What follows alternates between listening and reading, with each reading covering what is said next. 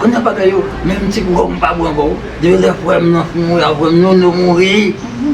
E mba kite sa kon sa, de plan nou mouri a mwen menm, mla kite de pa pan di yo nan bouk la. E fon chwa poske m fatiga do mi nan kalak pou kot mwen. E sa m djou fon chwa, otman de mwen menm, poske m vle ou chen. Fon ka kompren. Nek sa, sou batil, sa pa fe mal pou.